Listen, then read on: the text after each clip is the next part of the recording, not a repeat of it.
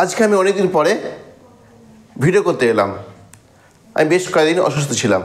চলো তাহলে শুরু করে আজকে ক্লাস হচ্ছে টেন্সের উপর, ভেরি ভাইটাল। ইংরেজি সাহিত্যে টেন্স অনবদ্য, টেন্স ছাড়া কিচ্ছু হবে না। টেন্স না শিখলে ইংরেজি শেখা তোর অধরা থেকে যাবে। চলো আজকে তো সেই গুরুত্বপূর্ণ টেন্স আমরা শিখি।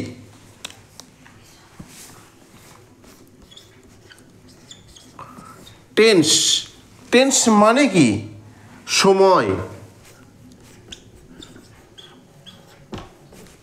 সময়, আরে কার সময়?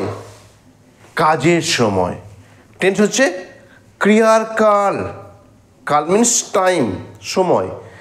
এই টেন্স শব্দটা একটা ল্যাটিন শব্দ, বুঝলে? দেখো টেন্স আমাদের বাংলাতে যেমন ধরো, আমাদের বাংলাতে ঠিক যেমন ধরো বিভিন্ন ওয়ার্ডগুলো আছে না, বিভিন্ন ভার্ব ক্রিয়াগুলো আছে না, ইংরেজিতে তো ওরকম বিভিন্ন রকম ক্রিয়া নেই। তবে ওই রকম বিভিন্ন রকম সময়ের কথা, বিভিন্ন রকম ভাবের কথা, মনের ভাবের কথা বুঝতে তোমার টেন্স দরকার পড়বে। দেখো আমি একটা বলছি, বুঝতে পারবে। যাই, যাইব,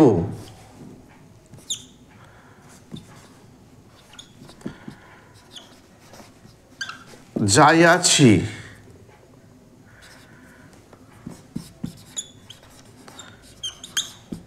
গিয়েছিলাম। এই দেখো যাই, একই ভার্ব, এগুলো কিন্তু সব একই ক্রিয়া। ক্রিয়ার ইংরেজি হচ্ছে ভার্ব, এগুলো কিন্তু সব দেখো একই ক্রিয়া। যাই মানে কোনো কাজ হচ্ছে, আমি যাই, প্রতিদিন যাই, এরকম নিত্য অভ্যাসতে আমাদের এই যে যাই শব্দটা আসে। তারপর যাইবো, কাজটা হয়নি, কাজটা হবে, যেটা হয়নি হবে এমন বোঝাতে লাগে যাইবো। তারপর বা যাবো, যাইবো বা যাবো। যাই আছি, কোনো কাজ আরম্ভ হয়ে গেছে এবং চলছে, তাই তো? যাই আছি মানে যে কাজটা সম্পন্ন হয়ে গেছে, তা ফলাফল এখনো বর্তমানে আছে, এমন বলা হবে যাই আছি। বা দেখো গিয়েছিলাম, গিয়েছিলাম কাজটা হয়ে গেছে, এমন বলা আছে গিয়েছিলাম। দেখো তুমি এই এতগুলো তুমি টপিক পেয়ে গেলে, তাই তো? ভার্বের টপিক পেলে এতগুলো, মানে ক্রিয়ার টপিক, এতগুলো ক্রিয়ার ধরন পেলে। কিন্তু ইংরেজিতে এরকম ক্রিয়ার কোনো ধরন নেই। এইরকম বলতে ইংরেজিতে এরকম বিভিন্ন রকমের বিভিন্ন সময়ের কার্যাবলীর কথা বলতে গেলে তোমার টেন্স দরকার। আর কথা বলবে এবং বিভিন্ন সময়ের কাজ হবে না তাই বললে হয় নাকি? টেন্স অবশ্যম্ভাবী। একাডেমিককে তো টেন্স লাগবেই, মানে স্কুল কলেজে পড়াতে চারিপাশে তো টেন্স থেকে অনেক কোশ্চেন দেয়, এবং স্পোকেন ইংলিশে টেন্স ছাড়া কিচ্ছু হবে না। আর টেন্সের গুরুত্ব তুমি বুঝতে পারলে। আচ্ছা, এইটুকু বলার জন্য আমি তোমার মনে একটু জায়গায় পেতেই পারি, প্লিজ চ্যানেলটিকে সাবস্ক্রাইব করো, এবং যদি ভালো লেগে থাকে লাইক করবে এবং শেয়ার করবে। চলো লেট আস স্টার্ট টুডে। দেখো যদি কেউ বলে এই যে আমি গিয়েছিলাম, কাজটা হয়ে গেছে, যদি কেউ বলে কাজটা হয়ে গেছে, এর মধ্যে আছে পাস্ট,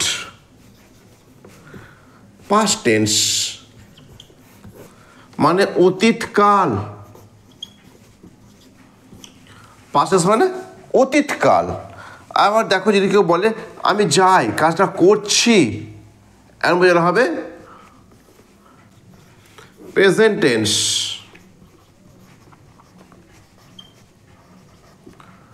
বর্তমান কাল।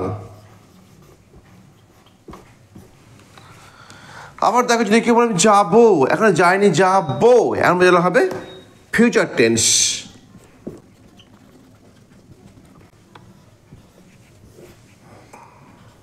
ভবিষ্যৎকাল। তাই তো? তাহলে ইংরেজিতে টেন্সকে মোটামুটি তিনটে ভাগে ভাগ করা হচ্ছে। এই তিনটেতেই এনাফ। যে কাজটা হয়ে গেছে সেটা হচ্ছে পাস্ট টেন্স, মানে যেটা হচ্ছে সেটা হচ্ছে প্রেজেন্ট, যেখানে হবে সেটা হচ্ছে ফিউচার টেন্স। ক্লিয়ার? তাহলে এইটুকু প্রাথমিক ধারণাটা এলো। কোনো কাজ হয়ে গেছে মানে ক্রিয়ার সাথে ল যোগ আছে, ভার্বের সাথে ল যোগ আছে, এমন বোঝানো হবে পাস্ট টেন্স। ক্লিয়ার? তারপর কোনো কাজ হচ্ছে এমন বোঝানো হবে কোন tense? Present tense. And future tense কোনটা? যেটা হবে, এখনো হয়নি, এমন বোঝালি হবে ফিউচার টেন্স। ক্লিয়ার? এইবার আমরা টেন্সের গভীরে যাব। কেমন? এই দেখো টেন্স কেমন, চারটে করে ভাগে ভাগ করছি। কেমন? সেই চারটে ভাগ আমি আগে বলি। প্রথমে পাস্টের চারটে ভাগ করে আমরা দেখো, পাস্ট চারটে ভাগকে প্রথমে লেখো পাস্ট ইনডেফিনিট টেন্স।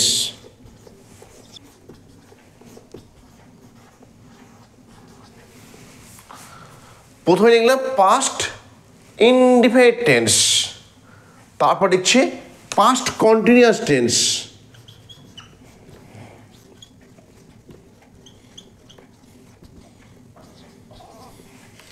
তারপরে পাস্ট পারফেক্ট টেন্স, তারপরে পাস্ট পারফেক্ট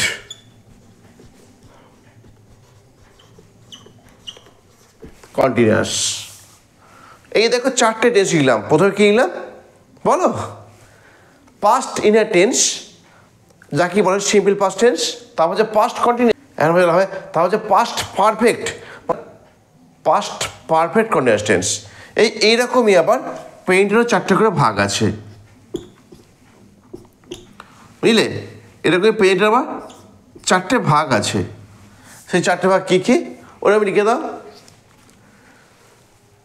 এইরকম যা লিখবে প্রেজেন্ট ইনডেফিনিট টেন্স, প্রেজেন্ট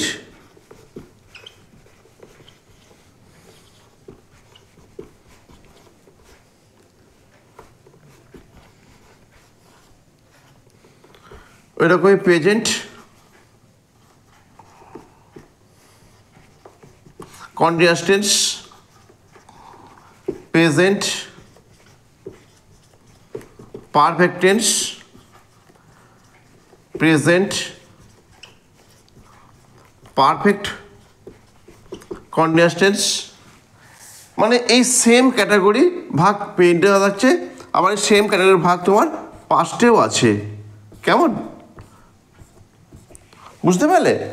তোমার মোট ইংরেজি টেন্স আছে 12টা।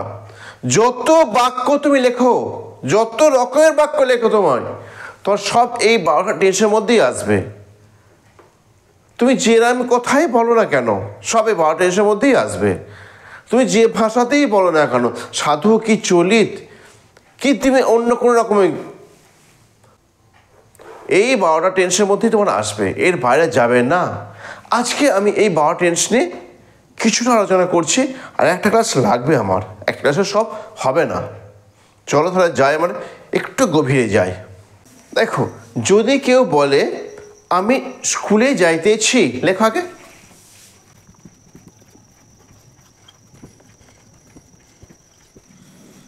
এই যে লিখছে আমি স্কুলে যাইতেছি, এটা কোন টেন্স? আগে ক্রিয়াটা খোঁজো, আগে ভার্বটা খোঁজো। এই যে ক্রিয়াটা, কাজটা হচ্ছে না, যাইতেছি, কাজটা হচ্ছে তো না, কাজটা হয়ে গেছে, এটুকু আগে বলো। হ্যাঁ, কাজটা হচ্ছে, তাহলে এটা প্রেজেন্ট টেন্স। কেমন? তাহলে এটা প্রেজেন্ট টেন্স। এবার প্রেজেন্ট টেন্সের চারটে ভাগ আছে তোমার, সেই চারটে ভাগ তুমি শিখবে। প্রেজেন্ট টেন্স মানে আমি বলতে চাইছি যে সিম্পল প্রেজেন্ট যেটা বলা, বা প্রেজেন্ট ইনডেফিনিট টেন্স। লেখো প্রেজেন্ট ইনডেফিনাইট টেন্স। কোনো কাজ হয়, চলে, ঘটে এমন বোঝালে হয়। কোনো কাজ হয়, চলে, ঘটে বা নিত্যদিনের কোনো অভ্যাস বা চিরন্তন কোনো সত্য বোঝালে হয় প্রেজেন্ট ইনডেফিনিট টেন্স। এখানে নিয়মটা কি? এই টেন্সের নিয়মটা কি? থার্ড পার্সন সিঙ্গুলার বোঝালে ভার্বের সাথে এস বা ইয়েস যোগ করতে হয়, এই একটা আর ভার্বের ফার্স্ট ফর্মটা হয় মানে প্রেজেন্ট ফর্মটা হয়। আমাদের ইংরাজিতে ভার্বের 3টে রূপ আছে, প্রেজেন্ট, পাস্ট,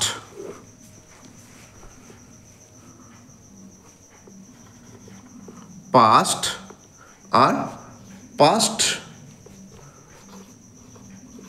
পার্টিসিপল। প্রেজেন্ট রূপ, পাস্ট ফর্ম আর পাস্ট পার্টিসিপল ফর্ম, এই 3টে রূপ আছে ইংরাজিতে। কেমন? যদি ধরো কেউ তুমি যদি বলো যাওয়া, ধরো এদিকে গো, তো প্রেজেন্ট ফর্মটা গো, পাস্ট ফর্মটা হচ্ছে ওয়েন্ট, আর পাস্ট ফর্মটা হচ্ছে গন। এরকমই যদি বলে কেউ ইট, ইট মানে খাওয়া, তো ইট, এট, ইটেন। যেটা ঘুমানো, SLEEP, স্লিপ, SLEPT।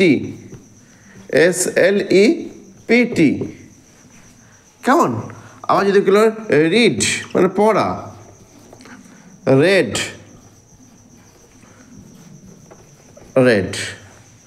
আবার যদি কেউ লেখে বাই, কেনা,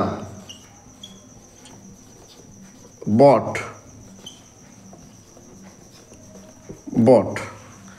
এইরকমই আমি তোমাকে কয়েকটা বললাম।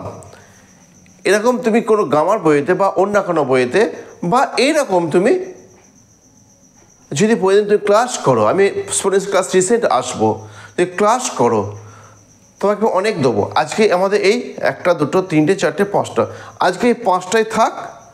যারা ধরো বহুদিন আগে পড়তে এখন পড়া ছেড়ে দিয়েছো, বা যারা প্রাইমারিতে এখন যারা প্রাথমিক ইংরেজি শুরু করছো, 6, 7 পড়ছো, তাদের জন্য এটা খুব উপকারী হবে।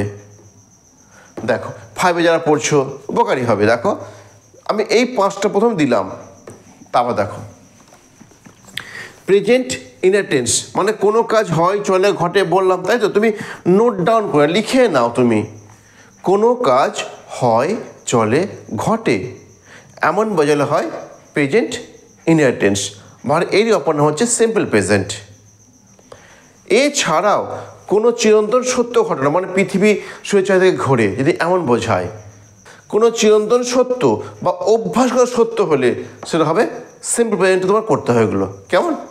আর বলি দেখো, তাহলে তুমি এই নিয়মটা কী করলে? প্রেজেন্ট ইনটেন্সে এই ভার্বের প্রেজেন্ট ফর্মটা বসবে, মানে ফার্স্ট ফর্ম। এই যে ভার্ব, ভি মানে ভার্ব, আর আই মানে এই প্রেজেন্ট ফর্মটা, ভার্ব প্রেজেন্ট ফর্ম বসবে। আর নিয়ম হচ্ছে থার্ড পারসন সিঙ্গল নাম্বার বোঝালে, মানে থার্ড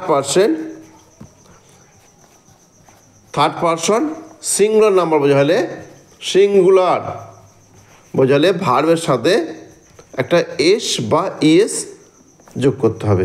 তখন এই নিয়মটা এখানে আছে। কেমন? তারপর 2 নম্বরে লেখো প্রেজেন্ট কন্টিনিউয়াস টেন্স।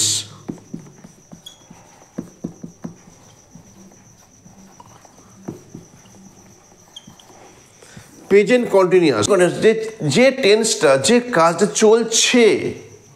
চলছে হচ্ছে এমন বোঝালে হবে। যদি বলা হয় দেখো এই যে আমি স্কুলে যাইতেছি, এই দেখো কাজটা হচ্ছে, তো এটা আমি লেখো আমি স্কুলে যাইতেছি, এই দেখো কাজটা হচ্ছে, এইটা বোঝালে প্রেজেন্ট কন্টিনিউয়াস টেন্স আসবে। কেমন? যদি এরকম বোঝায়। ভার্বের সাথে যদি ক্রিয়ার সাথে যদি তেছি, তেছে যোগ থাকে, কি যোগ থাকে? তেছি, তেছ, তেছে, এগুলো যোগ থাকে, তাহলে আসবে প্রেজেন্ট কন্টিনিউয়াস টেন্স। ক্লিয়ার? দেখো যেমন হচ্ছে আমি একটা বই পড়িতেছি, দেখো আমি একটা বই পড়িতেছি, এই তো কাজটা হচ্ছে, চইতেছি, তেছি, তেছ থাকলেই তো আসবে প্রেজেন্ট কন্টিনিউয়াস টেন্স। ক্লিয়ার? দেখো আর যদি তেছ বলে, তুমি একটা বই পড়িতেছ, তাহলে সেটা হবে প্রেজেন্ট কন্টিনিউয়াস টেন্স। ক্লিয়ার? এই নিয়মটা কি? এই পেইন কন্ডিশন নিয়ম এখানে জানলাম ভার্বের সাথে এস বাই এস যোগ হয়, সিঙ্গুলার বলে আর ভার্বের প্রথমটা হয়, বলছি তো পেইন সিম্পল প্রেজেন্টে। এখানে নিয়মটা কি? পেইন কন্ডিশন নিয়ম হচ্ছে ভার্বের আগে বসবে এম ইজ আর এবং ভার্বের সাথে আইন যোগ হবে। নিয়মটা লিখে নাও, ভার্বের আগে বসবে এম ইজ আর এবং ভার্বের সাথে আইএনজি যোগ হবে। বলছি এই যে এম ইজ আর এটা সাবজেক্ট হয়ে বসবে, কর্তা অনুযায়ী, কর্তা যেটা নেয় সেটা হবে। তিনটের মধ্যে যে কোনো একটা আসবে, তিনটে কিন্তু আসবে না। ধরো যদি কেউ বলে আমি একটা কাজ করিতেছি, I am doing a work, তখন এম আসবে। সে যাইতেছে, হি ইজ হবে। যদি বলে তারা যাইতেছে, দে আর গোয়িং, কেমন? ভাবের সাথে আইএনজি যোগ করতে হয়, এই যে আইএনজি। ক্লিয়ার? যদি এমন দু একটা বাক্য বলো, তুমি বলো। ওহো, ঠিক আছে, তুমি ফুটবল খেলতেছ, তুমি ফুটবল খেলতেছ, তাই তো? এই দেখো কাজটা হচ্ছে, খেলিতেছ, কাজটা চলছে, ওই জন্য এটা হচ্ছে প্রেজেন্ট কন্টিনিউয়াস টেন্স। এই নিয়মটা কি? ভার্বের সাথে আইন যোগ হবে এবং ভার্বের আগে কি বসবে? এম ইজ আর বসবে, তাই তো? তাহলে তুমি ইউ মানে তুমি, ইউ লেখো। এবার এই তিনটের মধ্যে যেখানে একটা আসবে, এম তো আসবে না, ইজও আসবে না, আর আসবে, তাহলে ইউ আর। এবার খেলা যে কি? খেলা, প্লে মানে খেলা, PLAY প্লে। এবার সঙ্গে কী যোগ করতে হয় বললে? আইএনজি, আইন যোগ করে দাও, প্লেয়িং। তারপর একটা বাকি আছে ফুটবল, FOOTBALL, কেমন? FOOTBALL। এরকমই একটা বললাম। এবার তুমি আর কিছু নোট ডাউন করে লিখে নাও, লেখো। তুমি সেগুলো পাশে কোন টেন্স লিখবে, তুমি পাশে কোন টেন্স লিখবে এবং ট্রান্সলেশন করার চেষ্টা করবে। এরপরে তোমার হয়তো এটা সন্দেহ লাগতে পারে, স্যার ইউ আছে, ফুটবল আছে, তাহলে you football are playing name কেন লিখলাম না?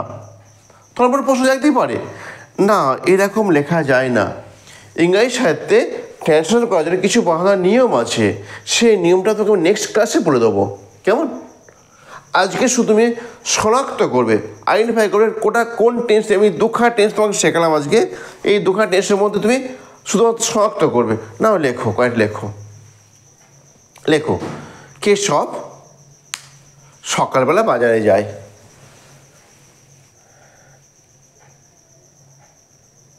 মেয়েটি এখন ফুল তুলে দিয়েছে,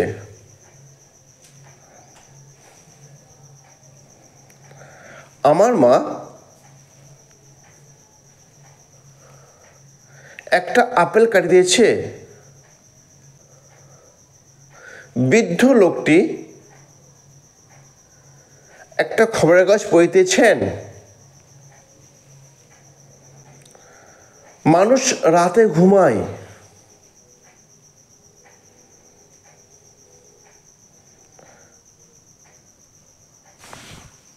লোকটি এক গ্লাস জল পান করিতেছেন।